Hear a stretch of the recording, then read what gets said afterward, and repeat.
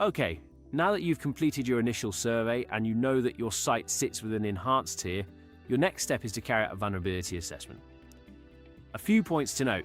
This part of the process must be completed in person on site. That's important because it allows you to properly see how your premises operates in reality and identify vulnerabilities in their true context. The process itself is designed to be simple, structured and easy to follow, helping to standardize how assessments are carried out across different sites and organizations. However, it is important to understand this step does require subject matter judgment.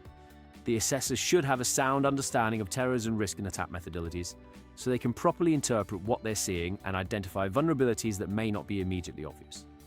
In practical terms, that means anyone using the platform should be trained not just on how to use the system, but also have an appropriate level of awareness around terrorism risk. Alright, now let's walk through how to carry out a vulnerability assessment using the platform. This part of the system is designed to be used on a handheld device, so you can move around your site as you work. To begin, select the site you wish to assess. That will open a structured list of areas across the site, helping you work through everything in a clear and consistent way. Start by choosing an area and then a sub-area. For example, we'll begin with emergency exit. Once selected, you simply look at the exit in front of you and carry out a visual inspection, thinking about it in the context of the attack methodologies identified under Martyn's Law.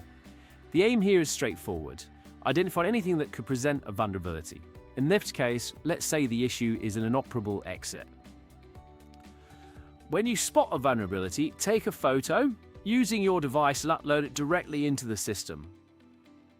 This creates a clear visual record linked to that specific location. Next, you'll add a mitigation measure. You can either select one from the drop-down list, which keeps things standardized, or if needed, you can write your own solution to reflect the specific circumstances on the site. Once that's done, you simply move on to the next area. For example, let's go to main entrance. And this time we'll identify an emergency locking delay as the vulnerability. Again, we'll add a photo.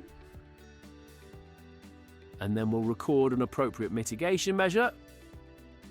And we repeat this process step by step, working our way through each area of the site until the assessment is complete. Once we have completed the vulnerability assessment on the application, then the report will automatically upload to the web-based software on a laptop.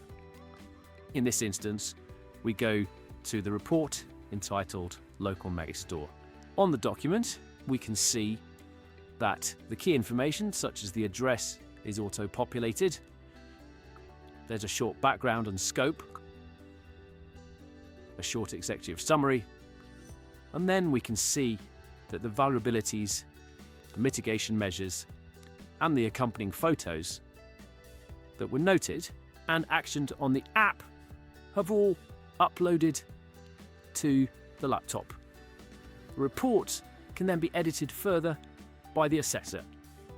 The next step is to add this vulnerability assessment to your original RPT report.